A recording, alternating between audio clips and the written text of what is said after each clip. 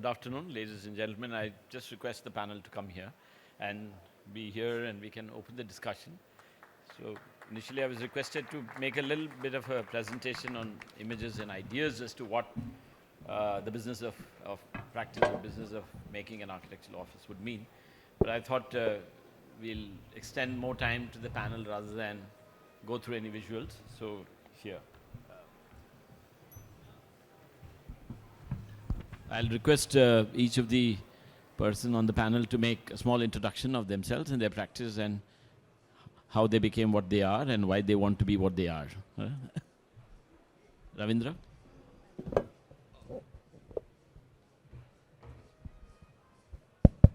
I'm Ravindra Punde.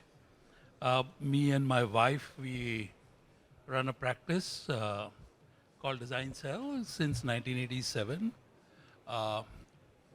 I'm a landscape architect by marriage. Savita is the landscape architect. I'm a planner by qualification, architect planner.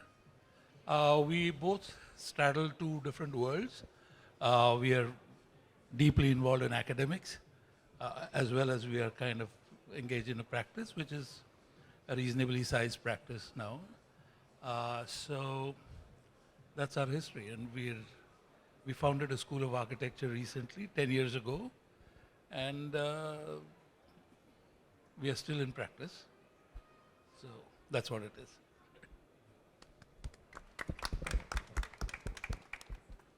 Hi guys, I am Firoz Jaina.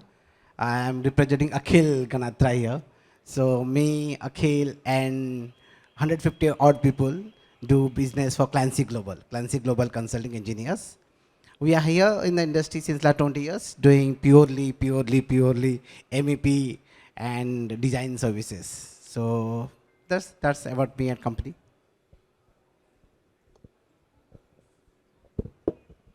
Hi guys, this is Ananya Bhattacharjee. I'm from Interior Mata Studios. I started my journey very odd way, I would say. I started my journey as an YouTuber. I was an interior designer for 10 years now, and I'm still practicing, by the way. And I started my journey in 2017 on YouTube. On a good morning, I decided to start my YouTube channel, and I started from there. And it picked up, people appreciated my work, and I started my firm in 2020. In mid-COVID, I decided to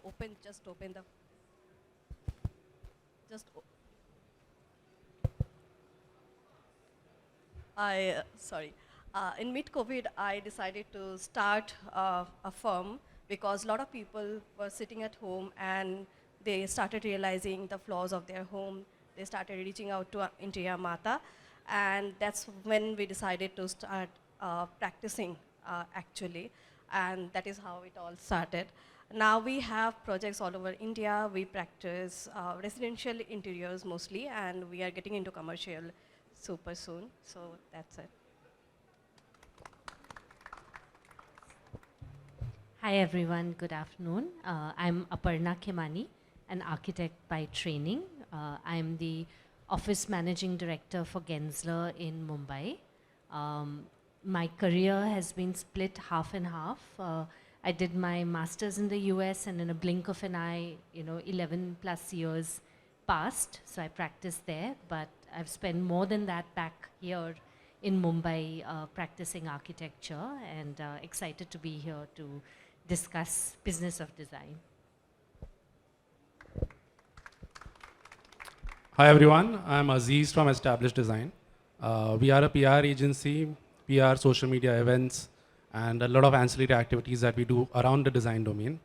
So we only work within the design framework. So that is pretty much the reason why we wanted to kind of have this conversation also, where how the primary design industry has evolved into so many ancillary activities as well. Yeah, thank you. Yeah, thank you. Thank you, everybody. I'm Ravindra Kumar. I am from Bangalore.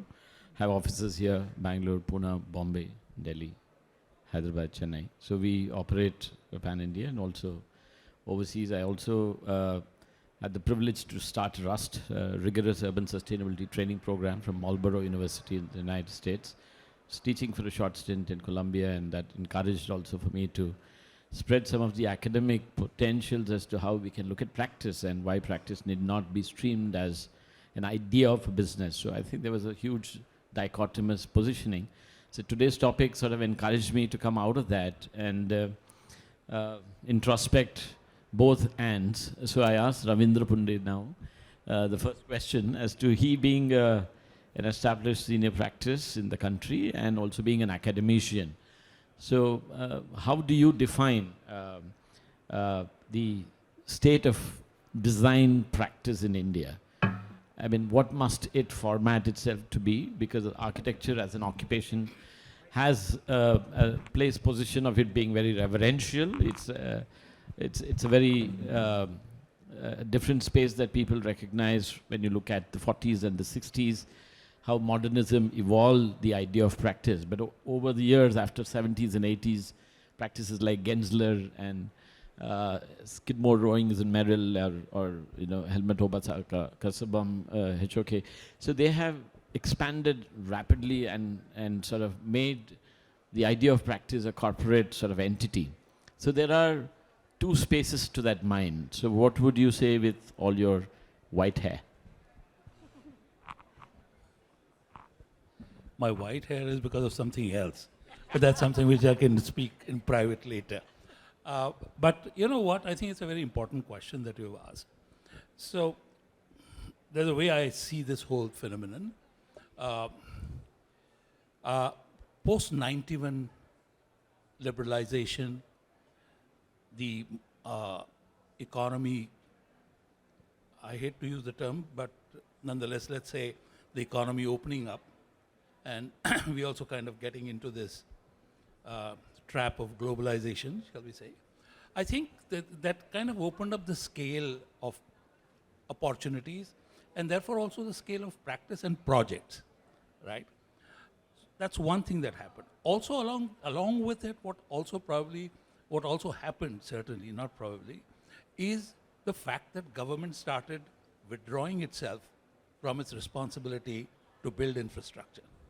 And by infrastructure, I don't mean roads, I mean institutions, all of it. This very center is a classic example of a private enterprise building institutional place like this as against the India Habitat Center in Delhi, right? So I think there was a substantial shift. However, the profession did not pick the tabs to kind of understand the growth and scale at which we need to operate. And also the transformative nature of practice that has happened. That's one thing. However, let me also add that as years have gone by, we are into academics. So we recently at the School of Environment and Architecture had a conversation on emerging practices. And that's another space. So academically, I'm very concerned that we're not training our people to kind of, work with systems and this and that and the other, which is the demand now. Also on the flip side, there is an increasing awareness on a lot of social issues, a lot of disparities within our community, and a lot of young minds are actually beginning to look at that space where there is no client as such. There are communities, there are issues you want to kind of, raise, and so the practice is almost in some ways self-generative. So there is that other half of the practice that is also beginning to kind of, take shape and form. So there are these two different, and of course there is the middle ground where all of us are kind of, feeding on regular work. But I think these are two scales, different scales, and they demand a completely different set of skill sets. Your ability to, you don't have a educated client maybe now.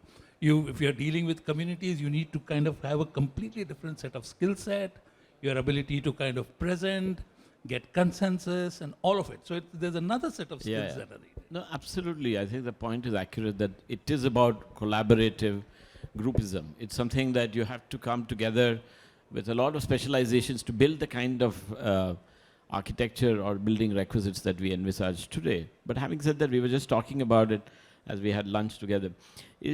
Whether there was a time when practice used to be programmed by the ability to draw, to comprehend, to understand. our peers and teachers, where even I worked, programmed my mind to say that your pencil lines have to have this thickness and pressure and this alignment. And if you didn't know that, you would never be a good architect. But today's perspective is very, very different. I think I'll ask Aparna, who heads Gensler here, to be didactic about that position. What do you think? Because you run, you make great buildings all around the world. There's no question about it. And then you build spectacular volumes, spectacular budgets, the scale that one can want to aspire and imagine to become a practice. So definitely you are on that pedestal. But having said that, how much is it business driven and how much is it appropriate to the state of today's design idea of industry? Where do you see that position? Sure. So I think with everything else in life, right, we have to move on with the times. And if there are tasks that machines can do that frees us up to do the thinking, right? It's not that AI is going to come in or design technology is going to come in and do the architecture, right? But if you have systems and technology and you really leverage it, then you can use all of your brain power to solve the problem.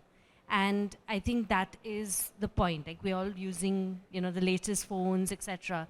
So why not use that in our business as well? And regarding, the point is that the base is still the same, right? There is a problem that we have to solve.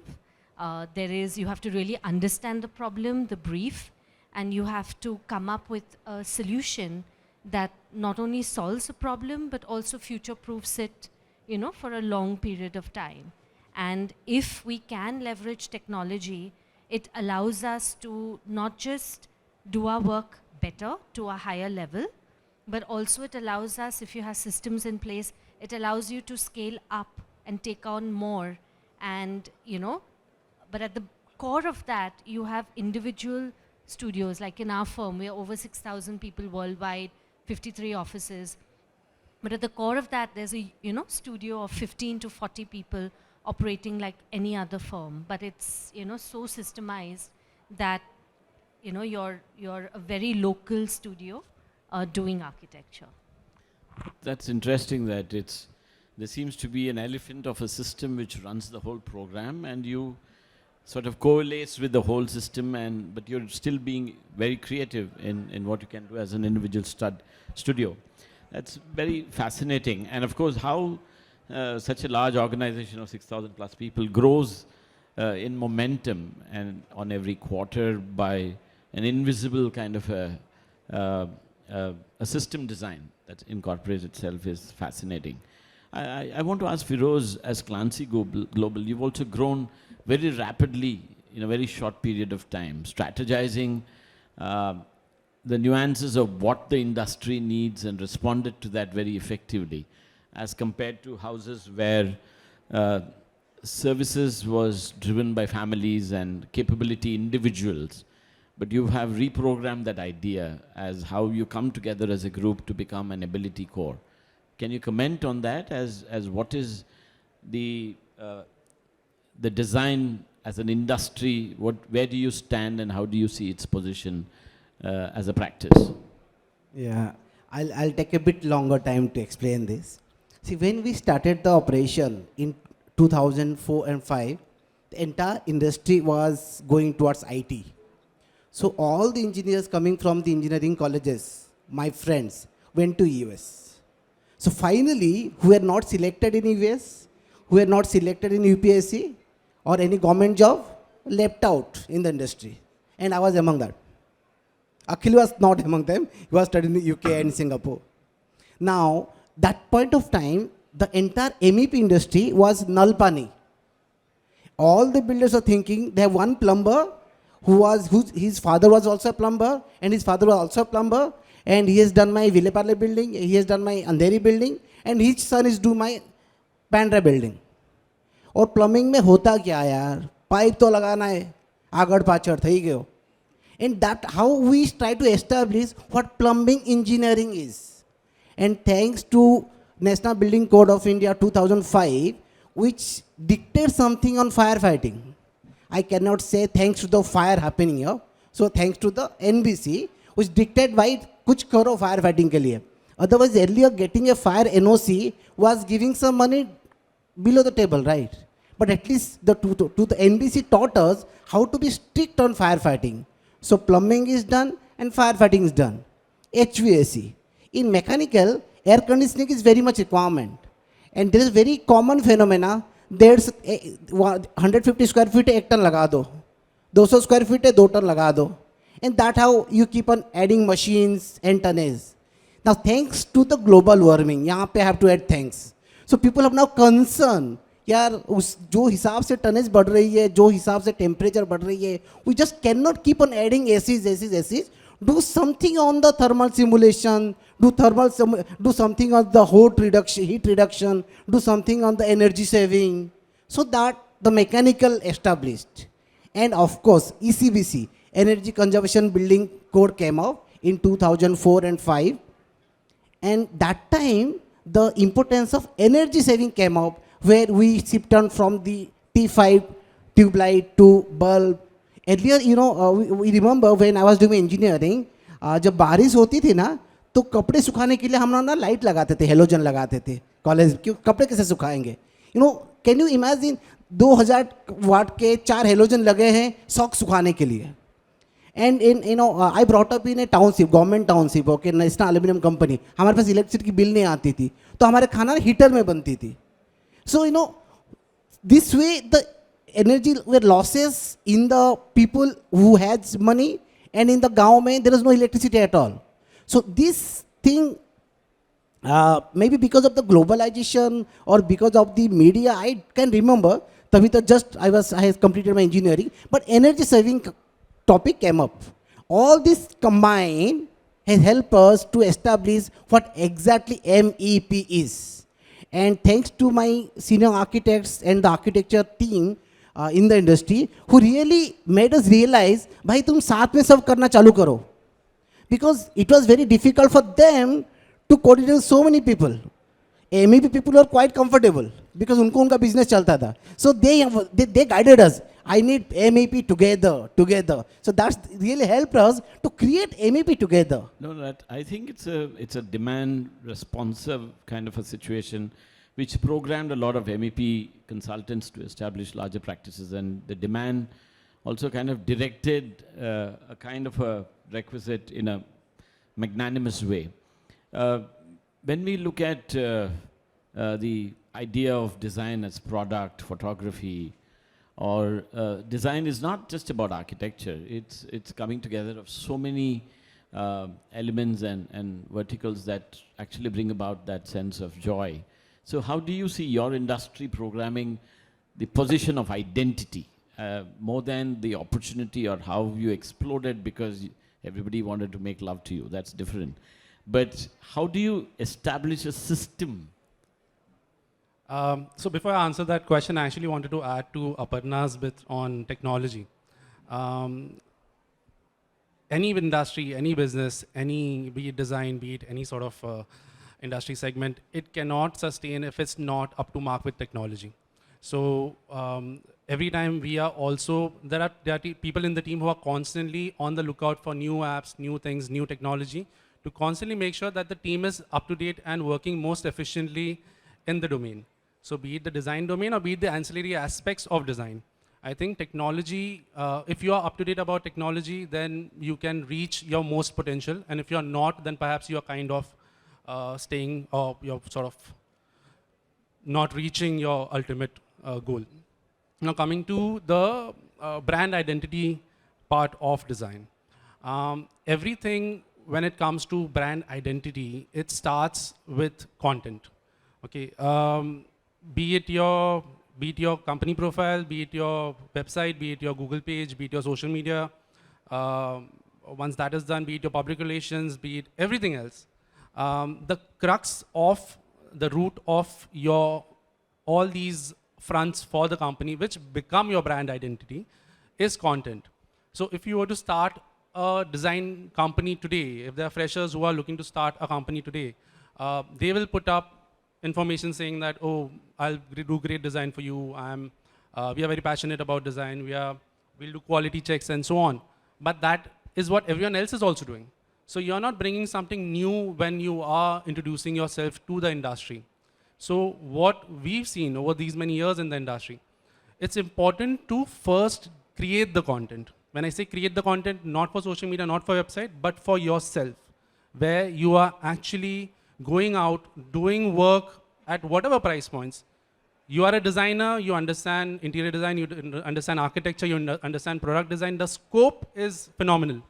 So you start designing, right? You start designing interiors, you start doing products, you start doing architecture at whatever price points. I mean, if you start doing free of cost, in fact, you'll have much more leverage over the client. Where you say, कि मैं तो free में कर रहा हूँ boss, ये तुम्हारे लिए मैं कर रहा हूँ, I'll do it this way. So you start creating that content. And once you have enough content, you start putting it out there. You start creating your website. You put in all that information, all those pictures, all of that into the actual matter where your brand is now being identified. That's a good point of a departure, I think. Sometimes we also, every year or second year, I sometimes add a lot of brand evaluation companies to come and talk about, what I should not be doing, or say something which I don't think I should be doing. Can I add to what you should not be doing? There are a lot of people, a lot of organizations who come up now who either are selling awards or we are selling articles, who send you an email saying that you've been shortlisted for XYZ, please pay 20,000 rupees and you can come and collect your award from Bipasha Basu. So we are strongly sort of against it. That is not the way, if at all people are thinking. That's a space we don't have to even talk about. Yeah, but just that we are on this platform, so... We're not going there at all. I agree, absolutely. That's the ridiculous sort of connect to what happens to one's practice. But being a young practice, and I like when you put an introduction saying that you became a YouTuber and you use social media, you became very conscious as to how people reciprocate. You're actually doing what Egypt did, right? They did a revolution on Facebook. Huh? Because you're able to suddenly speak to a large mass media and reciprocate as conversation. So how did you build your practice around that? So when I started, I never thought I'm going to start my own company or More than the practice, the idea of the practice. Yes. So I always thought that whatever knowledge I have, I wanted to share it with my audience. And to be, if you are starting on YouTube, you have absolutely no people. So I started with budget videos because these things usually people enjoy. I started with how can you design a space within certain budget? And those videos really picked up well. And people started relating with my content. They started reaching out to me. That is how I started. Then when I started my practice in 2020, this is the first thing that I faced the hurdles of. Because I started as a budget designer. I started 10,000 rupees, you can make this wall beautiful. So people started expecting me to have 1 lakh rupees and design their entire home. Because, the initial days of my career, that is how we represented as a brand. But then somehow it was a bad thing, somehow it was a good thing. Because few of my clients picked up that I can do better with their money. And they started giving us project. We started from 7 lakh rupees.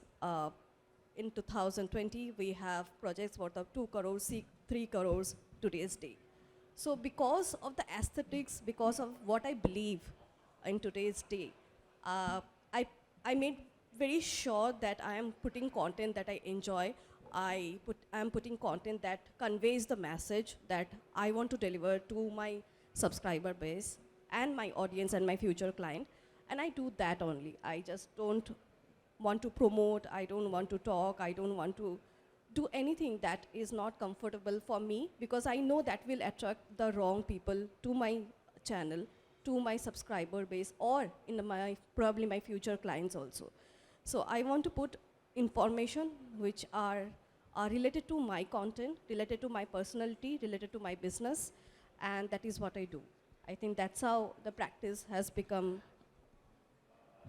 certain scale that we are in today's day. because we have always attract the right people, and that clicked for them, that clicked for us also. Yeah, being creative and delivering what you imagine and what the client aspires becomes significantly important.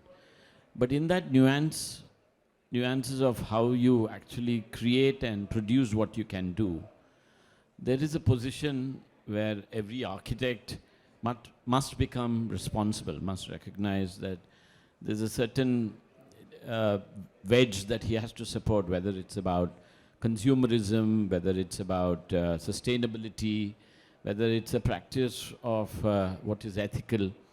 So all this matters in terms of inclusion.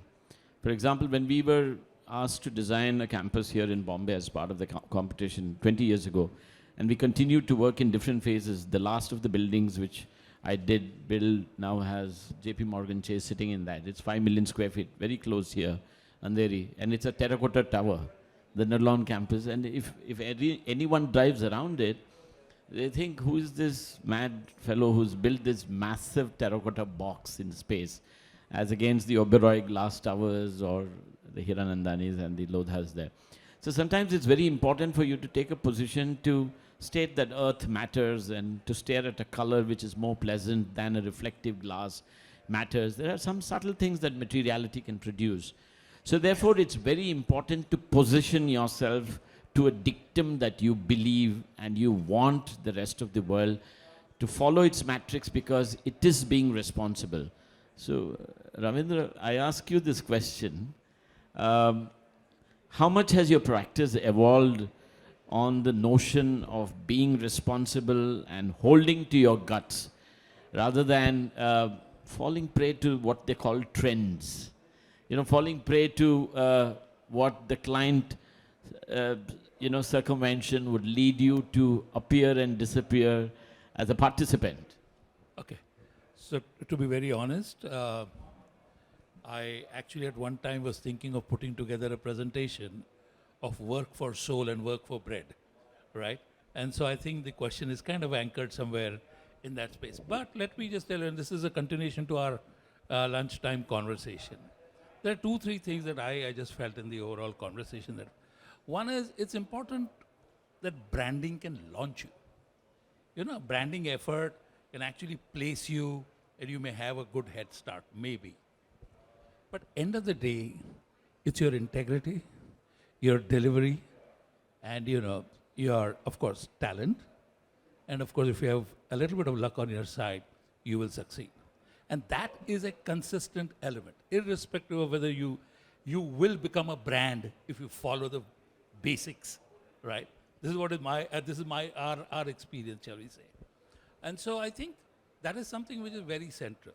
Because end of the day, with a professional, it is so much a matter of trust. When I say I'm delivering on the 17th, I have to deliver on the 17th, full and proper, right? So I think these are more important values. I think the profession ultimately, because I also think, unlike marketing a soap, we are an embodiment of a certain value system, right?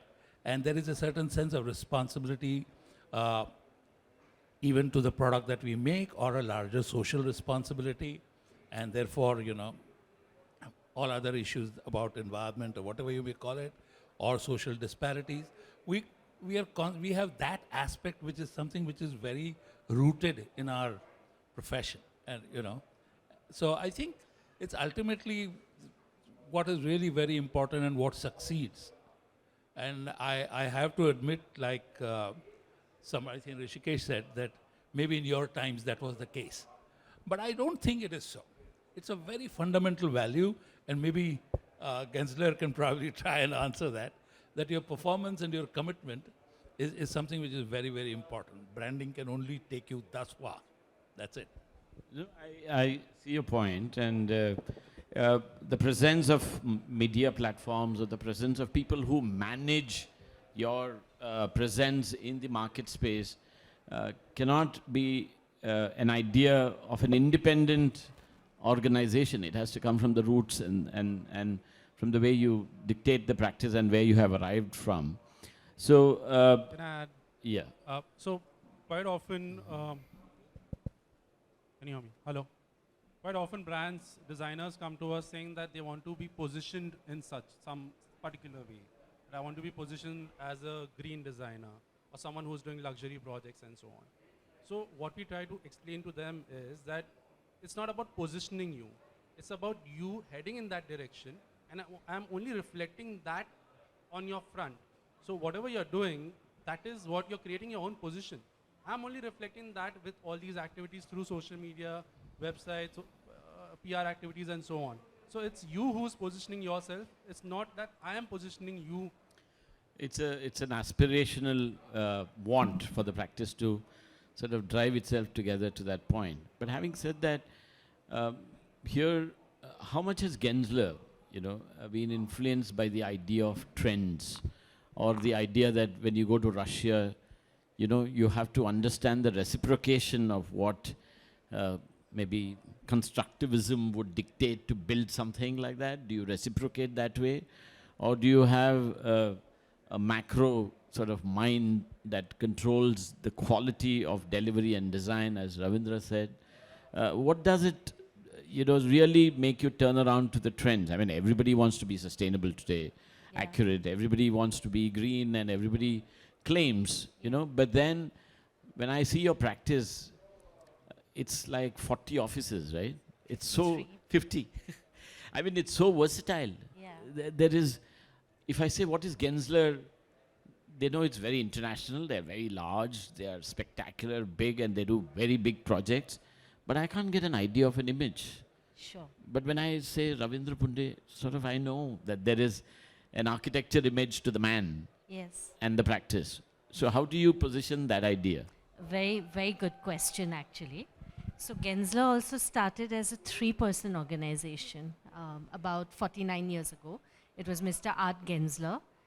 Anything you want to know about growing a firm from 3 to 6,000, he has a book called Art's Principles. He's given it away for free, right? So he basically was a very generous person who always said, hire people smarter than you and train them so that they make you dispensable, basically. Then you can try new things, right? That was his philosophy.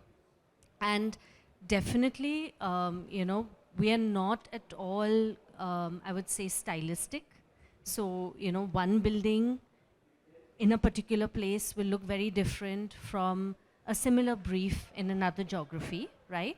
So the reason for that is that we really understand the business of our clients, right? And what they require, where they are located.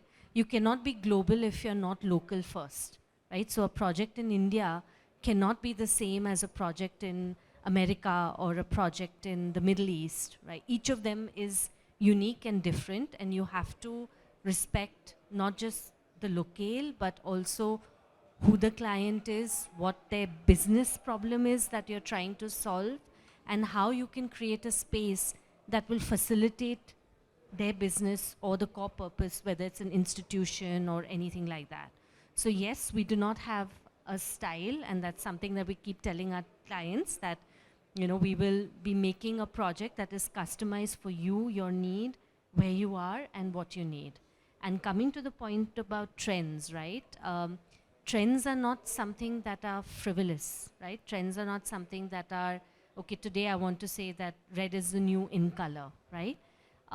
What we consider is through research to understand where are we headed, what are the needs of societies, communities, what is the bigger purpose, right? How can we create radical change, or how can we together solve a problem, right? So we actually invest 18% of our profits annually into research, which is done globally by our colleagues to really tackle problems that are beyond, the commercial business of architecture, but really to look at sustainability, to look at, urban problems, or as one of the largest firms in the world, you can imagine if we build sustainably, how much impact that would have on the carbon footprint. Absolutely. Ananya, to take parallel to that question in your sphere of design, Uh, Sometimes, there's a certain space in the world that you keep watching, and it becomes a habit, becomes an affectionate connect to a larger mass of people, and we call that easily a trend.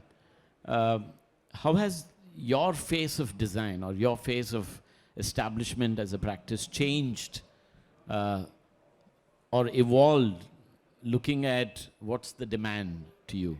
How do they want to look at you to be what they want you to be? I think trends are created by algorithm, and people really like quick content on social media. I can tell you better.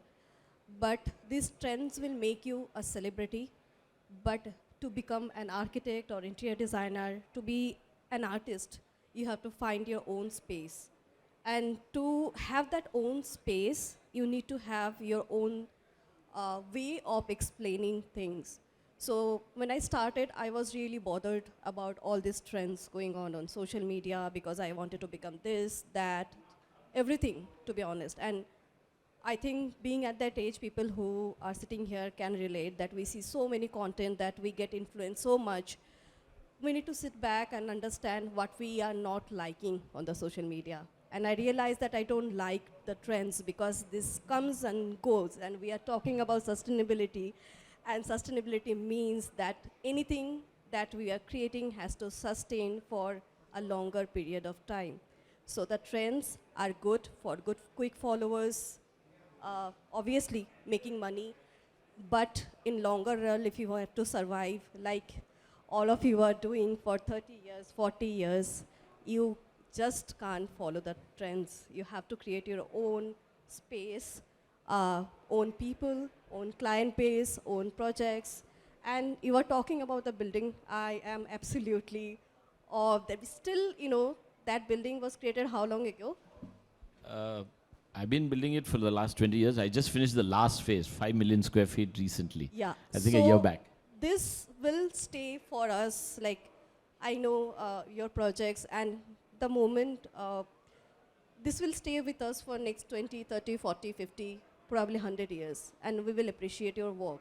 But the trends, they are here for 3 months. 3 months is too much. I would say But the followers are permanent. followers are permanent. Are you sure if you stop posting, they will go like this? There's a lot that goes into it. I completely agree with her, and I see your point also as to how you program that idea of followership, and then how do you nurture that direction. There is a demand for trends. Sadly, I agree with what she's saying. I don't deny that. But the current color of the year, so to say, has been determined as peach fuzz for whatsoever reasons. And the publications are now asking us for content around peach, right? कोई client है जिसका project peach color का है. So now we are sending that content to the magazine. So there is a demand from their end. So now we are going back to the client saying, अच्छा ये trendy content है, let's push it to those publications or social media or so on. So as she rightly said, there is a lot of demand from the consumer's end for trendy content. And when the trendy content goes up, there is all the hype and all the likes and all the followers that come in.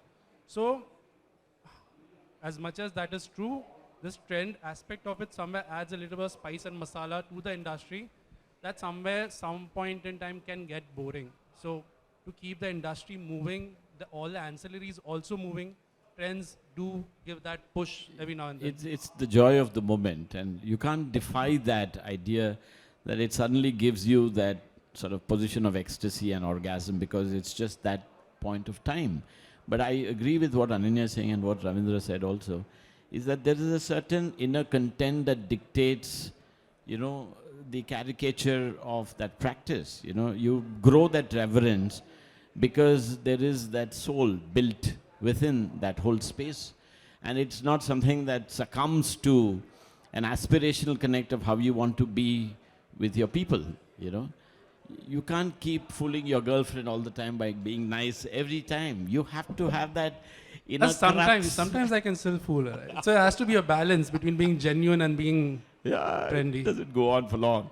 But when you look at technology, Firoz, how much has it transformed your image of practice, right? BIM, then there's CATIA, then there is Rhino, then there is complex parametric modeling. People come to you saying, do all the plumbing using pluvia systems where you don't bother about slopes. Everything is flat, horizontal, and show me a 3D simulation that all crap goes out very easily and nicely.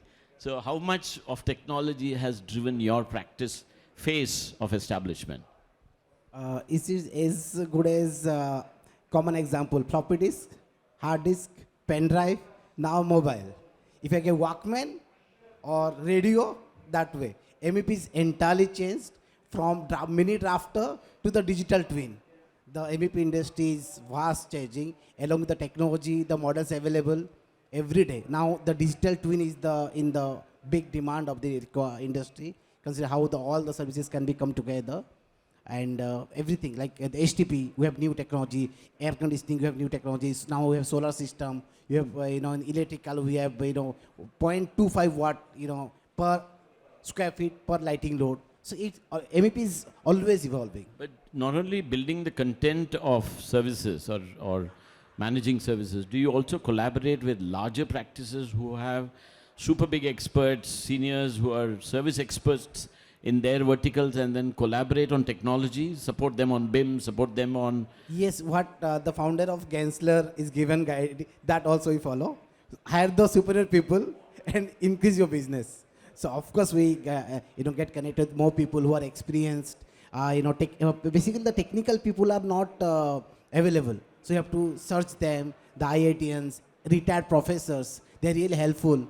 Because we are into dealing with the core engineering, like say water saving or rainwater harvesting. We cannot get rainwater harvesting anywhere, right? So old IITians, old professors that are helping us. In terms of BIM, we have to go for new technology. So being an architect, engineering practice, we have architects in-house, who make BIM models.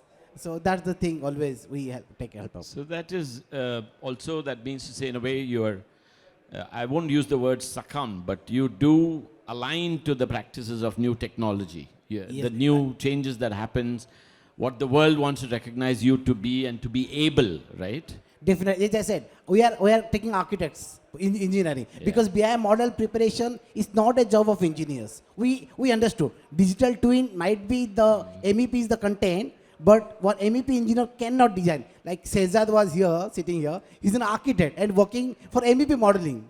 So we are using whatever best available. You wanted to say something? I think the elephant in the room is the fee. Really, and I think, so this is this is what we have learned over years.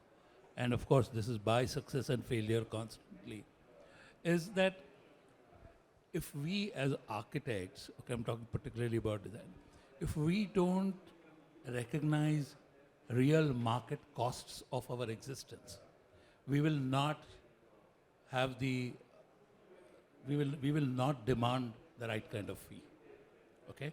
For example, we made it a point that since right from the beginning, we always had an office in a commercial space, okay?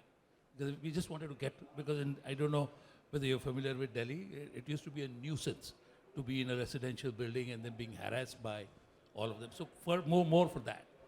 Also, paying for softwares. And when you build these things up, you actually begin to recognize the true cost of what does it take to do all of this.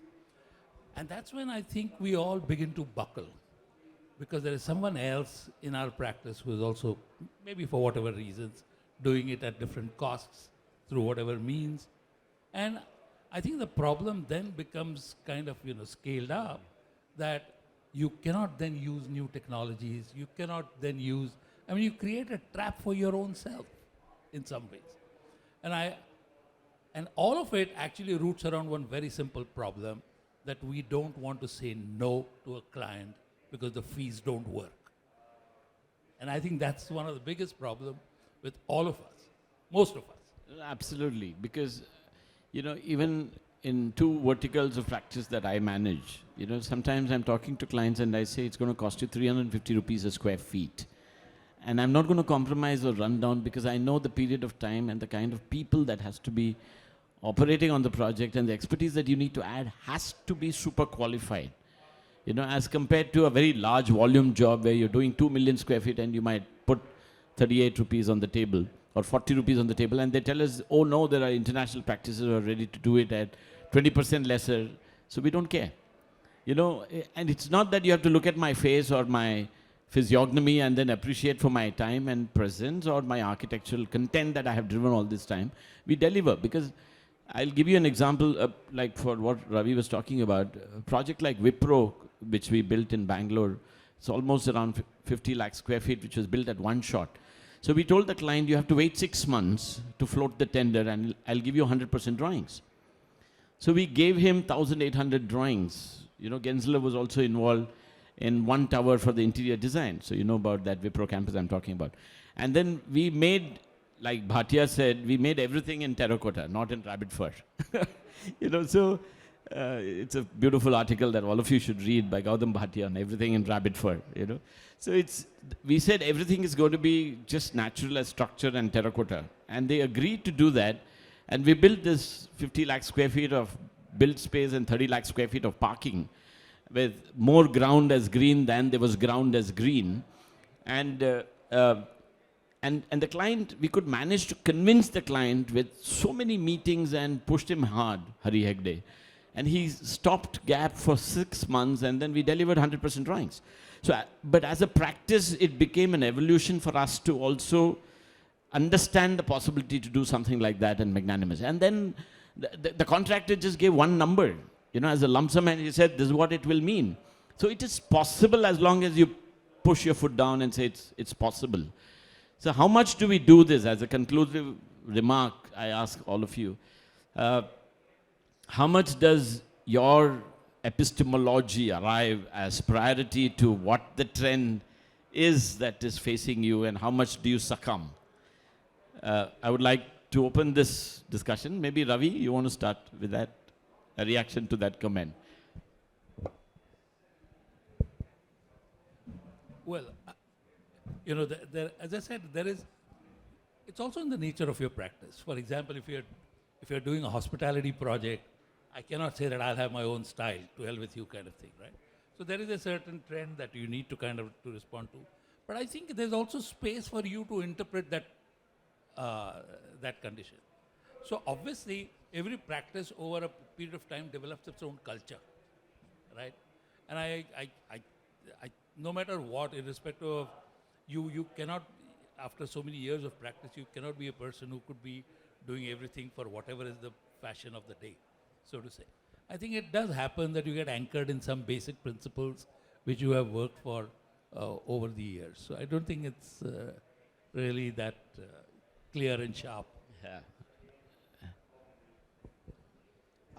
See, we have to make each and every business success, right? So business has to be there. So you have to make fees out of it. So, and as a MEP consultant, we hardly have a choice. But what we have done so far in last 20 years, we have a certain benchmark number and certain benchmark of salaries and some benchmark of team strength. So, and we have proper Excel calculation, Excel sheet. Like we put the flow plate area, number of revisions, number of site visits, number of design, everything. And the number comes, for example, any rupees per square feet. We don't go below that, even if the repeat old client goes out. And to meet that demand, we have a continued process of recruitment because people are going to out. So we have a continued process of recruitment. We appoint fresh engineers, train them, and people go out. That's the process. Third thing is checklist. So we maintain a checklist in each and every project. The moment we find that the project is going on loss, we give alarm to the team, we give alarm to the client, and we follow the checklist so that the proper man hours is utilized. The project is not under designed, the project is not over designed. That's the thing we can make a business profit. Thank you. I think you create a system and then the system works for you. So for us, obviously we just started with the company in 2020, so we are practicing for 3 years. I don't have much experience, but I say no to a lot of my clients who doesn't, it's not like no, but at the same point of time, whenever we are designing a project, I have to maintain a relationship with the client, not only for that 3 months, 6 months, 8 months, or 1 year, because I want to provide service, I want to maintain their home, I want to know them as person. And if I find some time, and it happens a lot because we are practicing in Gujarat mostly. I'm sorry. I'm so sorry. So it happens a lot of time that we cannot match the expectations of the client that are coming up to us. Even though they have seen us on social media, they think we can create something that is not our forte.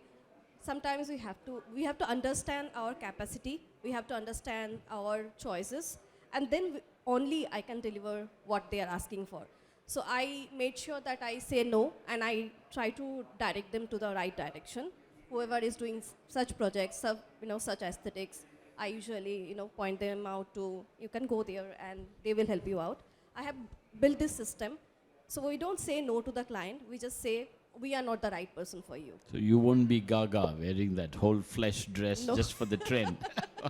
No, I'm not going to be that person. But I'm the person who is going to enjoy sitting on the front row, and I'll enjoy the dress for sure. Your comment.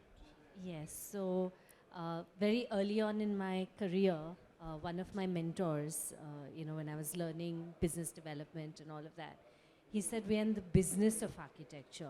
You guys all love architecture so much, but if we don't look at the business side of it, there will be no architecture for any of you, and we won't be able to have the fun, right? That's exactly where he was spinning when he formatted the whole question. Yes. So the point is that, we are all professionals. We are, adding value, and we are creating the built environment. And as much as we love what we do and it doesn't feel like work, honestly, it doesn't feel like work because we have so much fun at it. We've got to respect that, we have to give salaries to employees, have them look after their families in order to afford the technology and the systems to do your work better.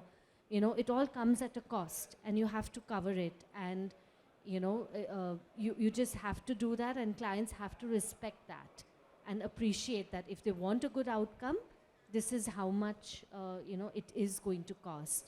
And taking anything on that will be a losing proposition is not just a loss for you, but it's a loss for the client because they will not get the product that they are imagining. So you've got to be always true. No, I see your point, because there has to be a system integration and a platform that you have to establish. There were years when Charles Correa used to come to Bangalore. I used to be his chauffeur. For 2 days, 3 days, Monica would never let me go off. I had to be with him all the time. And he would always tell me that don't blame the client or a consultant or a contractor or a laborer for what happens on the site, He would say, you're the architect and you're goddamn responsible for everything that goes wrong. And he was right. And he said he worked with CPWD, he worked with PWD. He managed to convince them to build the way he wanted in complete magnanimity. And that's the way he established the business of his practice, which was spectacular to see how he could manage to convince the government of India to build that Vishweshwara Tower right next to, the Bangalore Vedant Saudha.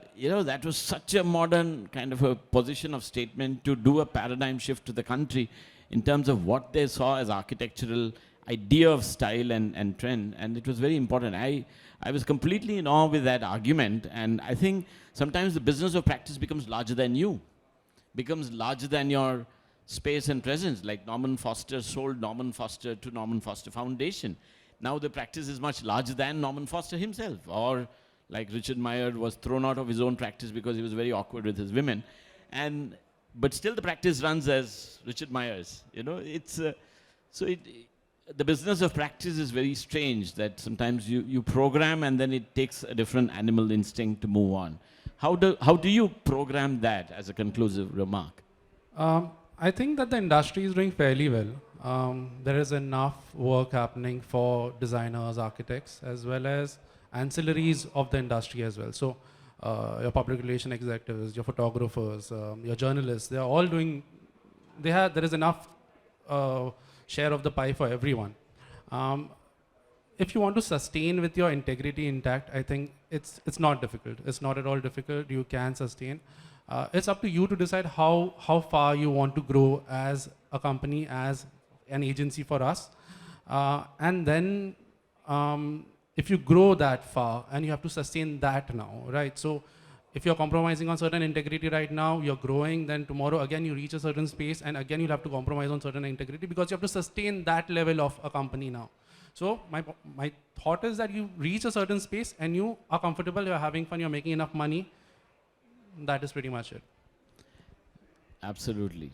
So as an idea, it's important to create a cyclorama, a halo, what is called as a business of practice, and within that, you have to steer the kind of benchmark quality or the realistic face that you want people to see your practice as what it has to be. So I open the audience for questions, any deliberations or any comments that you want to add to make to this conversation. Or any of the panelists have any questions?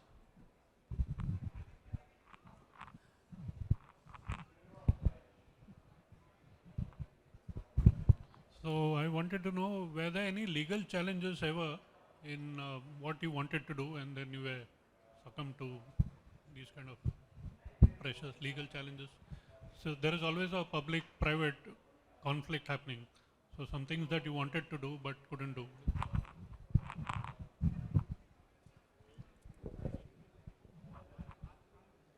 No, I don't think there has ever been any sort of legal challenge because you're always complying with codes and complying with, the countries or whichever geography that we have offices. You have to be local first. So you only take up what you can do legally in any country and practice within that framework. Yeah, I think when the body of work or your portfolio stands testimonial to a very large capability, the perception of how you're seen as an architectural practice changes. But I think in this country, I agree to your point that there has to be a stronger conviction on legislation and how should the practice stand. There should be a minimum criteria. There's so many things that has to happen because in the name of competition, a lot of it is going down the drain to an advantage or the disadvantage of the client at the end of the day. So it becomes very, very complicated to program. And I'm sure Gensler will also accept that how they work in India is very different compared to how they work in a different part of the world.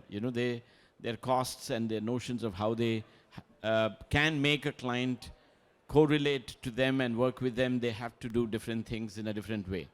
But for us, that's a challenge. So for us to change that, I think there has to be a larger sense of establishment, sense of legislation has to come into the practice for us to be better.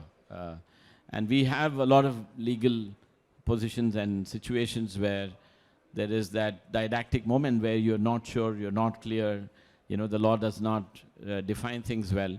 I mean, even to establish the architecture as a practice, as a limited company is a challenge in this country. You can't even declare an IPO. You can be an LLP, but you can't be LTD. So there are so many complications which are, of course, administrative and programmatic necessities, but it allows the establishment to include that many in your foothold. You see very few collaborative models within the country where 4 or 5 designers are working together, whereas you see a lot of possibilities on projects where there's an overseas and there's an Indian company working together.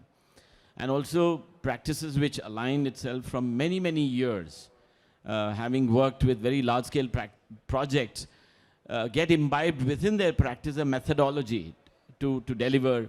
Like sometimes when I see in our own projects, like we did the architecture and 50% of the interiors, Gensler participated to do a design ideation for one of the building towers that we did.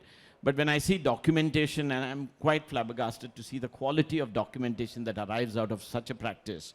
I mean, I can be opinionated on design and the content that reads in that, Bible that they submit, but the program of that delivery is spectacular, and that only comes by experience.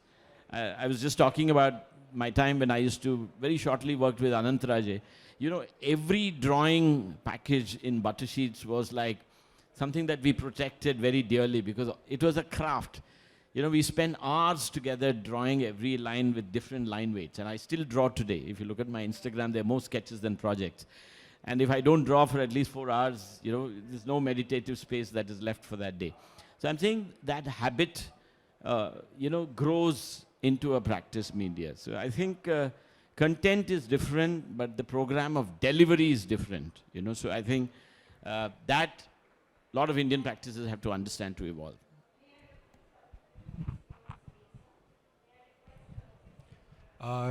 Thank you, everyone. I have a question in terms of, and only one person did not answer that. Some of you can answer that. For any successful practice or a business, there is always a challenge of succession. So, what is your experience, or have you planned? Have you have any ideas in terms of succession of practice or business? I'm not married. I don't have children, so I have no idea.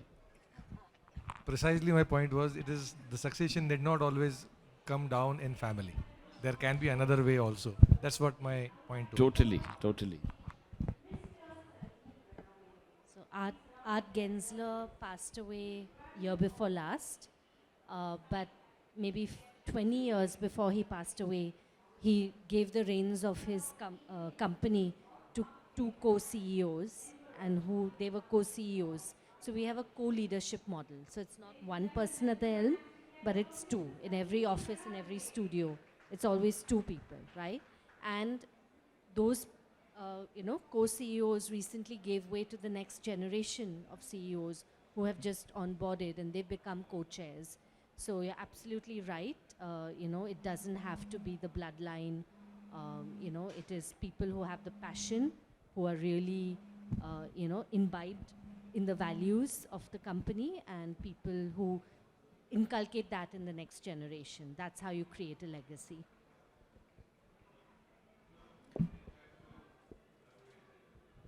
No, I think that the point is very important.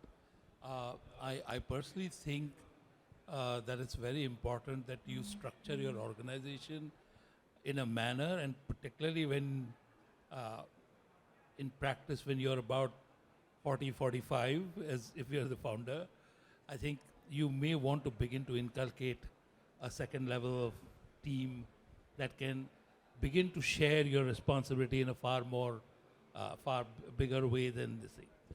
How does it financially kind of pan out later on, and all of that is something which you can, of course, see. But I think it's a very important point, because if you want a certain legacy to last, it's very important that you begin to think of it like that.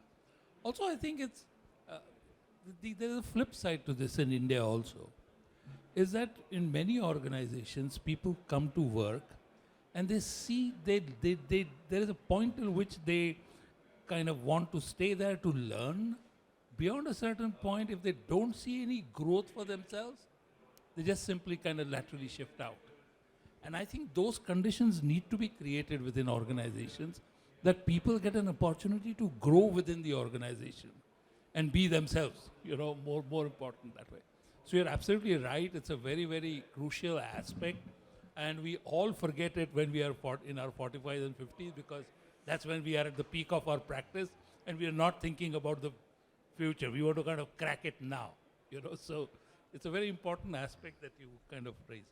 You know, the mind of the company, or I use the word the epistemology, doesn't alter. Like P.K. Venkatramanan Associates, VA Group, you know, he's 83, but when he was 69, you know, 1996, he invited me and 5 of us became partners. And within a period of 5 or 7 years, he started stepping away. It's not just about what is it after you, but when you are there, how do you prioritize what you want to do and let the roots kind of spread for others to foothold and bring back life to the joy of space that you envisaged. So now even today, you know, there was a time I remember 15 years back, I used to manage a lot of finance, but now we have a good structure of 5 to 7 people who manage only finance. You know, how do we present ourselves to the media? How are we visible? Not to be an Insta, visible joy or a Facebook visible joy. But what is your face to the planet? So we need somebody to manage that. It's not possible that every day morning I get up and then I say, I'm going to post this, I can't post it. It's just impossible when you have 250 people collaborating with you. So therefore, you kind of, disinvest those few elements that they can program manage, and you step away so that you can prioritize as to what you can do. And that's when the animal becomes much more ferocious and aggressive in what it can do, because you include yourself with that larger group of people who walk together. Day before yesterday, I think dinner or yesterday morning, I was talking to this architect when we were having breakfast, and his father is 93. He works for ISRO. And even now he's going strong. At the age of 93, he still puts in 8 hours of time. He's an architect who's built a practice around himself. So there are certain things that you want to do yourself, and there are a lot of other things that you need to program manage that as a practice and let it happen.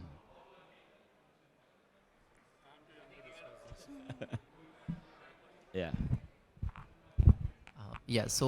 Being a young practice, I have this question of balancing things. So when I'm focusing on the finances of the company or the organization I'm looking at, I see that I'm a very passionate architect. I love to design, and then I see I'm just doing the micromanagement and management of it, and I'm not at all giving, ever like I'm not designing at all.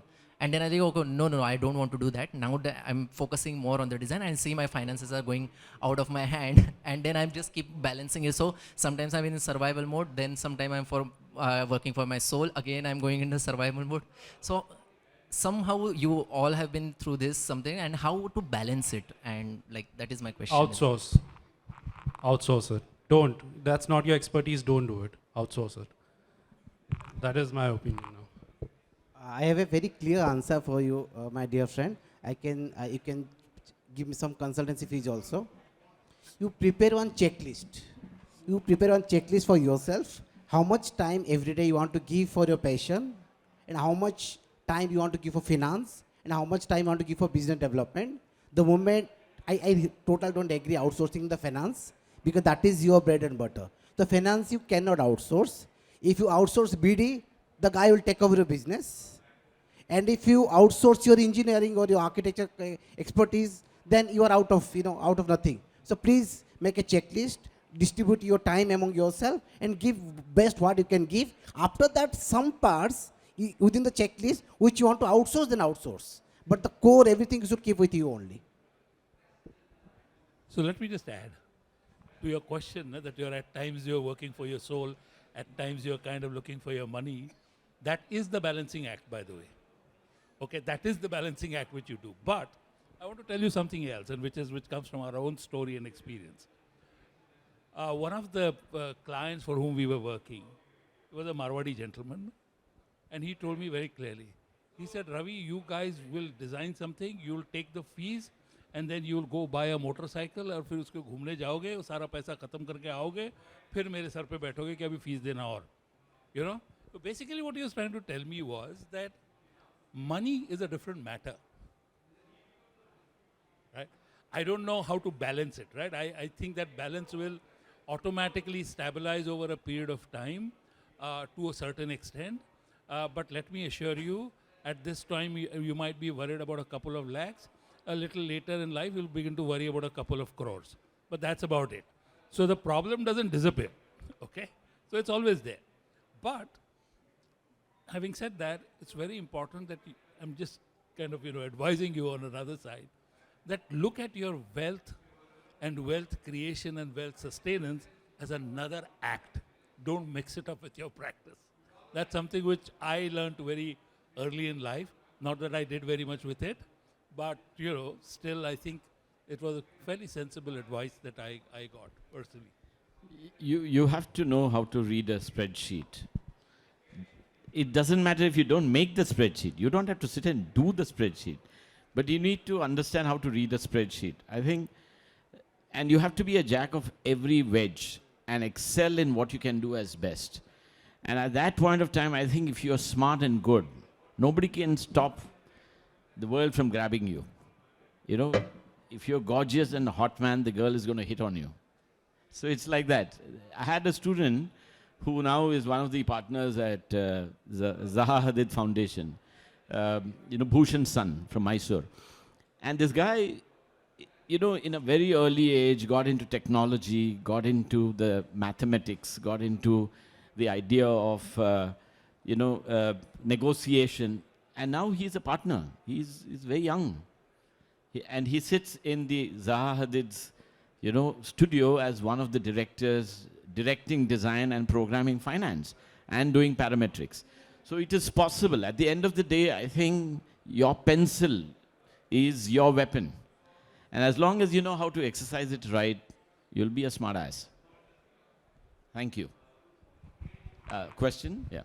Hi. With the attrition rates this high now, with people coming and quitting so quickly, how do you manage the core values transferring to the next set of people that come in the company? And how do you make sure that the output still remains the quality that you envisioned while you started? In continuation to what she just mentioned, and also in continuation to what he mentioned, I understand that there is a generation that I can see right now. I mean, there are very established professionals, all of you, and right now I think that work-life balance is becoming actually the key thing, which I am also understanding. I think at the end of the day, just money cannot hold a person. The end of the day would like to have a combination of both money and the work-life balance. So, I don't know whether I'm answering the question, but I'm just throwing it open that it might be the key to have the continuity of the team that you want to continue with. Sure, I'll just tell you how we try. Certainly, and this comes from before our times, and it will continue beyond, right? Each generation is different. Every generation has different values. They've gone through different things, and they will do it differently, right? So we cannot expect them to do it the way we did it, and just like we didn't do it the way that our seniors did it. Maybe we were a little bit more obedient than current generations, but certainly every generation will figure it out their own way, right? So the point is that for people to feel engaged and to feel that they also have not just a voice, but they also have ownership in what they are doing. It's very important that they are involved in shaping the culture. They're involved in contributing to the ideas. So there's no top-down kind of design that somebody gives and it's like, here, do it. Every idea is important. Even somebody fresh out of college can have a brilliant idea for a concept, and that has to be encouraged. And so when your engagement is high, then your attrition comes low. And I think for the generational differences, I think if you have a culture where the differences are sort of appreciated and you try and understand each other. So if definitely the younger generations are so into work-life balance, honestly we need to learn from them, right? Because we have worked long days again and again, and they are a healthy reminder to us that health matters too, family matters too. So I think if you maintain that balance, then as a unit it works, and you will have the engagement and lower attrition. And attrition is okay if people want to try. There's so many other fields now, right? So we've had designers who've gone into data science. We've had designers who've got a second career in UI UX. Some have gone into photography. It's perfectly fine. I think it's really a great, I would say, palette that we have for creative people right now.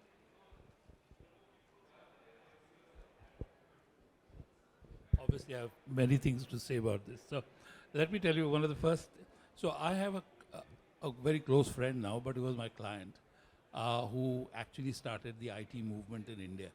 The person who brought GE Capital in India, right? So he was telling me after a few years, he said, Ravi, today I have people working in my office with an offer letter in his left pocket, right? And I know that he's going to go or he will move. So he says, there is no point in confronting it, right? You accept the fact that there is going, and I have also started thinking now that if somebody stays with me for 3 years, I'm blessed, right? But I actually consider any new recruit's time as just 2 years or 2.5 years. The only challenge left at my table is how do I attract the best guy to my office? And that, to be able to do that, you have to change the culture of your office. For example, we are a completely cloud office now, part of our office. But apart from that, we conduct a lot of activities. So effectively, we work almost 4.5 days a week. The rest of the time is a 50-50 deal with my staff to say that half a day I will give, you will give another half a day of yours, because we will all learn together, all right? So you construct some of these things where you create new opportunities for them and to be an attractive place for these younger ones to come and be with you, to be a part of learning. The only question remains at our table, as I said, is the quality of person who's coming into your place. But the fact remains that it will be, and that is our future, number one. Number two, ever since we went digital, fully digital, so I have now 30 people in and a 300 square feet office, is what I was just telling somebody. People are working from all across the country. Obviously, there were questions of hardware कौन maintain करेगा? Software पे कैसे control करोगे? Because when you become a certain size, the software giants are after you, right? So, all of that. More importantly, I realized that I have to shift from the idea of rules to the idea of responsibility. I had to communicate that very strongly. And I told them, you are permitted, and I do that, you are permitted to take your grandmother to the hospital at 2 o'clock if you need to. Just go out and do it. And that's to some extent, you have to change the culture of your way of operating, right? And I think these things are going to become very important eventually. So these are some of the lessons that I have learned going down with the practice. There are other problems with it, but I can tell you that separately at another point. I don't want to take everybody's. Yeah, I think empathy matters. Empathy is the most primordial requisite to a practice. You know, we have almost 35% of our staff more than 18, 20 years old with me, which is spectacular that we are being able to hold people together and we all walk together. It's not that I'm a leader or, they are my subordinates. We work together. And when I see young brains come inside, suddenly there was this girl 4.5 weeks back and she produced images from AI rendering, which everybody were flabbergasted. They're all pretty pictures and suddenly, wow. But the seniors don't understand. Even I don't understand. I don't understand AutoCAD. I know how to zoom in and zoom out. Huh? But still, I know how to draw, and I know how to envision. And I know when I look at an image where somebody has done from 3ds Max, I know exactly why the FOVs are not right. So you have to understand the nuances and significance of what you see and look at. That's why I said to read, the spreadsheet is very important, not necessarily they should be able to make it. So after some point of time, you have to prioritize your space and collaborate. So the big gun will always step back when he looks at technology that the young gun can do. And that is beautiful. That's how they have to montage the idea of making, and then it is spectacular. And that's how all practices have evolved. And some practices, understand that intrinsically. Some practices become part of that nature of how they would grow eventually. I want to give one of the examples of what I was reading of Louis Kahn's office. Louis Kahn used to practice out of Chicago, and it was with a small office of only 35, 40 people, he could manage to build in 8 countries. And with a very few staff members, build magnanimous, very large-scale projects. One of the examples is, of course, the Indian Institute of Management in Ahmedabad. And people used to wonder how this man can do sitting in Chicago. It's just sheer capability of one person and one secretary that made it all happen. And the perfect team that was associated with him time and again in every country that he delegated and built. He built offices in the sites, in the countries that he visited.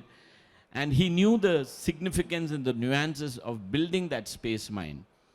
And you must watch the movie that his son made, when he died, you know, his son didn't know that his father had 3 other wives who were just 5, 6 roads parallel away from each other. Nobody knew. And all of them came together to the funeral. And it was fascinating to read their stories of how my father was an architect, how each one never met in his lifetime. None of them, none of the wives met, none of the children met. But you know, each one became a great designer and an idea to the space that he built. So it is fantastic to read from these people as to how you build legacies and let it go when you go. And also empathy that matters, that can create that equilibrium of collaboration, that you can montage any time, any life, any person that who joins, coalesces and disappears. Thank you.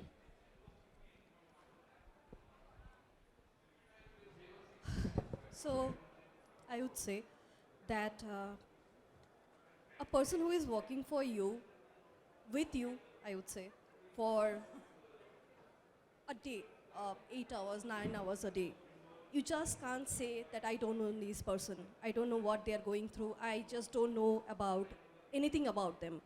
It can't happen like this. It has to be a give and take policy.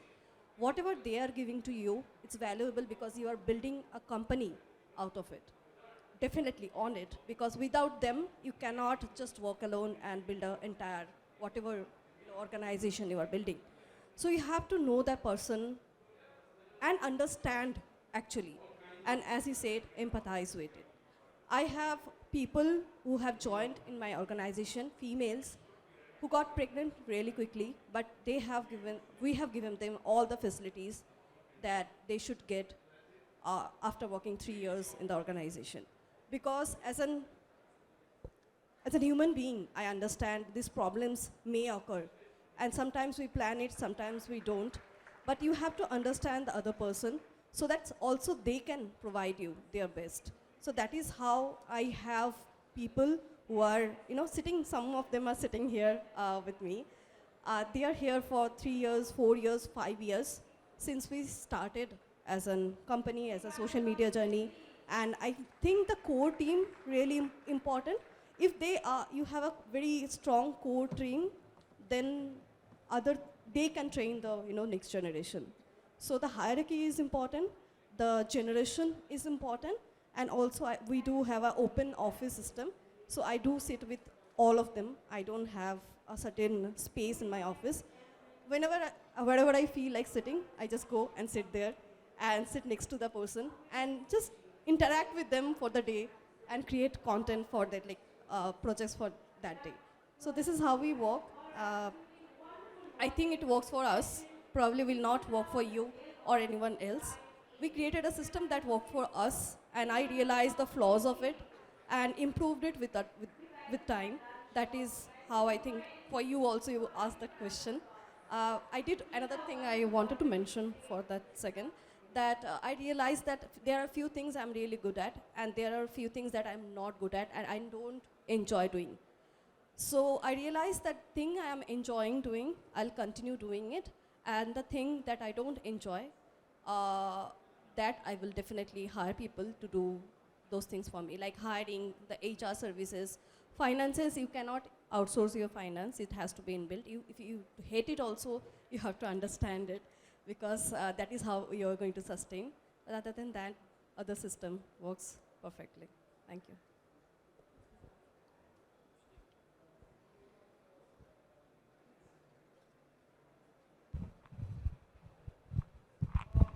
I hope we have some time for more discussion. So the question was regarding the growth curve.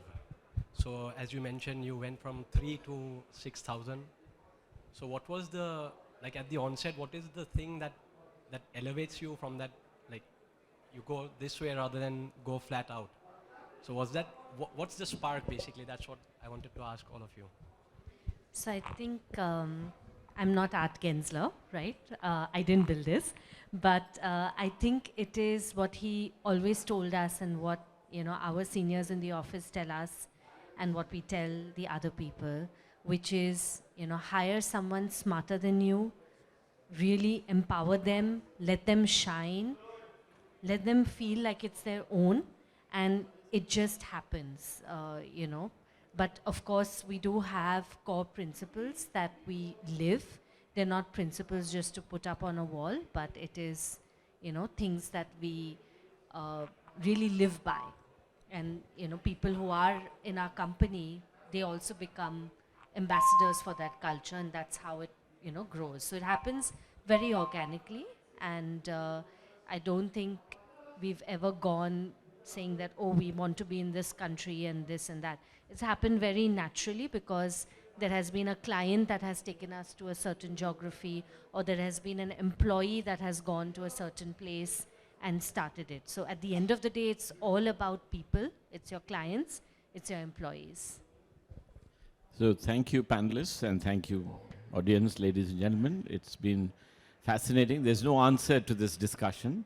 You know, it's like you start from the garage as an individual, and then you grow to become a magnanimous, capable organization.